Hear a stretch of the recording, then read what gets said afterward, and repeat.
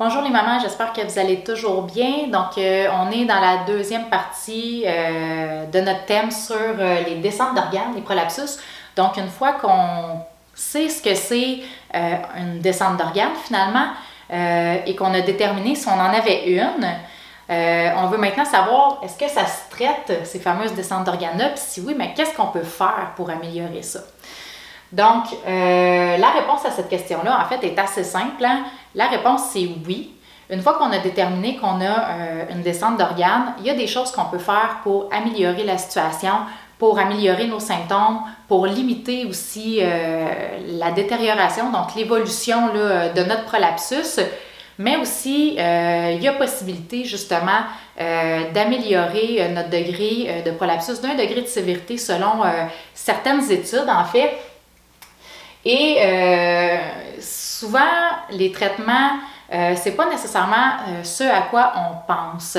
Par exemple, souvent on va nous dire, ben écoute, si ton organe est descendu, ben il n'y a pas grand-chose à faire. C'est parce que les ligaments ne fonctionnent plus bien. Donc, la seule chose qu'on pourrait faire, c'est aller remplacer les ligaments avec une chirurgie ou on va renforcer le plancher pelvien. Donc, on va aller augmenter le soutien au niveau de l'organe et ça va améliorer la situation, donc en faisant des exercices de Kegel. Ce sont des possibilités, par contre, ce sont seulement des pièces de casse-tête. Hein? Avec la chirurgie, on va aller resserrer les ligaments, mais on ne vient pas adresser la cause. Parce que, comme je vous l'ai expliqué dans la vidéo précédente, d'ailleurs, si vous ne l'avez pas écoutée, moi, je vous recommande quand même de la regarder pour justement mieux profiter de cette vidéo-ci, là. Si on ne vient pas corriger la cause et qu'on continue à avoir des pressions sur notre organe, on va continuer à stresser notre nouvelle chirurgie, puis à la longue, elle aussi, elle va finir par s'étirer, puis elle va finir par être au même endroit que nos anciens ligaments qui, eux, nous avaient lâchés en premier lieu, là, tu sais. Donc, c'est pour ça que la chirurgie, c'est vraiment un dernier recours. On doit aller agir sur toutes les composantes si on veut vraiment améliorer notre problématique. Donc oui, on va aller augmenter le niveau de l'eau en renforçant notre plancher pelvien, mais notre plancher pelvien, il ne travaille pas tout seul. Il travaille avec la respiration, il travaille avec les abdominaux pour harmoniser la pression à l'intérieur de l'abdomen.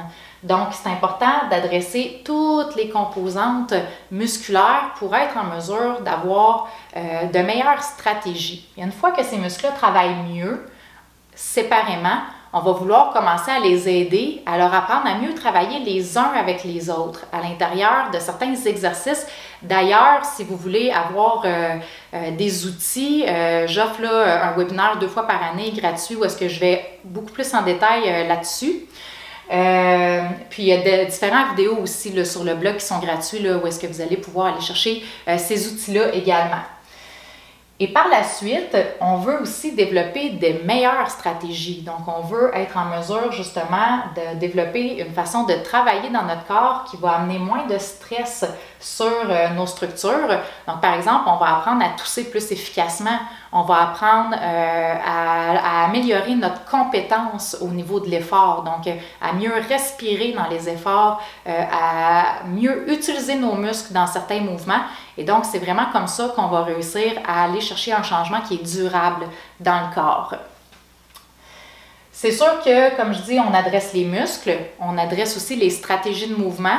On veut aussi modifier certaines activités qui vont augmenter ou qui vont causer la descente d'organes. Donc, par exemple, c'est sûr que si on s'entraîne au gym puis qu'on soulève des charges lourdes puis qu'on a une descente d'organes, on ne va pas s'aider. Il va falloir penser à peut-être mettre de côté certaines activités pendant un certain temps, le temps que nos muscles aient de meilleures stratégies puis qu'on soit en mesure de mieux travailler pour préserver la situation. Une fois que les muscles vont mieux travailler, il va avoir un meilleur soutien de l'organe, il va être en position raccourcie de façon plus chronique. Eh bien, à ce moment-là, les ligaments, comme ils vont être plus petits, ils vont être plus raccourcis, ils vont avoir tendance à guérir et à se remodeler dans cette position-là. Et donc, ça va permettre justement d'aider, c'est de là que ça vient la possibilité de diminuer le prolapsus d'1 degré de sévérité. Si, par exemple, on ne veut pas mettre de côté certaines activités irritantes, si on ne peut pas mettre de côté parce que ça fait partie de notre travail, parce que mentalement, on ne peut pas se figurer ne plus s'entraîner, ou parce qu'on ne peut pas non plus mettre de côté quand on tousse, on ne peut pas dire « Oh non, je ne vais pas tousser quand j'ai une bonne bronchite juste parce que je sais que ça ne sera pas bon pour mon périnée ». À ce moment-là, on peut utiliser des outils externes qui vont nous aider à préserver nos structures et qu'on peut utiliser là, de façon parallèle là, avec notre réadaptation. Et donc, ces outils-là, en fait, on va appeler ça des pesseurs.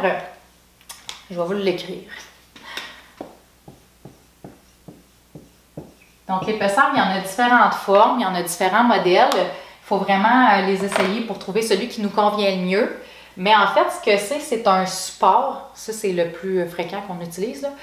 Ça, c'est un support qu'on insère à l'intérieur et qui va vraiment venir agir comme un hamac. Donc, ça va assister les ligaments dans leur travail. Donc, ça va mimer le travail de notre os, donc de notre plancher pelvien, où ça va suppléer justement le manque de support ligamentaire. En fait, c'est surtout ça que ça va faire.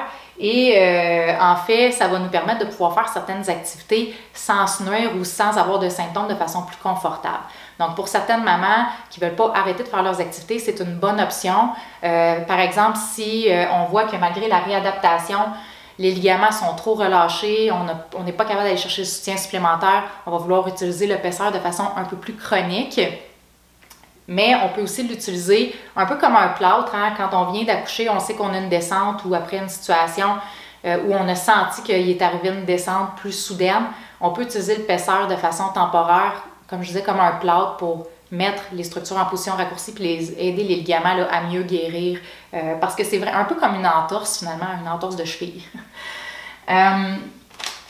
Donc, le pesseur, en fait, c'est sûr que faut faire attention parce que ça peut être une béquille. C'est-à-dire qu'on se dit, bon, avec mon pesseur, j'ai plus de symptômes, fait que je suis correcte.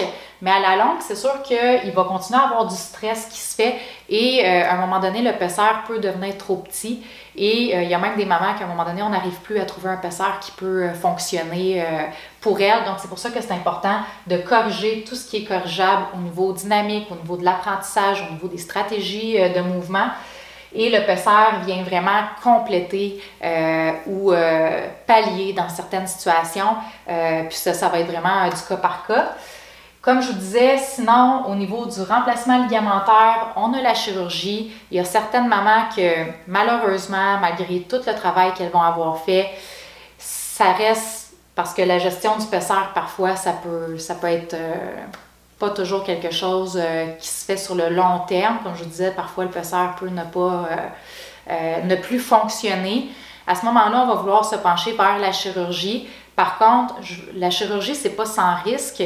Et si on ne corrige pas toute la dynamique, elle n'aura pas autant d'efficacité à travers le temps. Donc, c'est pour ça que ce n'est pas une solution de premier recours, mais il faut vraiment avoir fait bien ses devoirs pour par la suite déterminer là, que la chirurgie reste la meilleure option possible. Donc, j'espère que ça vous aide à mieux comprendre. Si vous voulez être accompagné étape par étape là, dans cette réadaptation-là pour acquérir là, toutes les bonnes stratégies durables qui vont vous aider justement à pouvoir atteindre vos objectifs, mais vous pouvez vous ajouter là, à la liste d'attente pour faire partie de notre prochaine cohorte du programme de réadaptation des abdominaux et du plancher pelvien. Ou vous pouvez aussi aller consulter là, un physiothérapeute près de chez vous. Donc, j'espère que vous appréciez l'information, puis je vous dis à la prochaine. Bye bye!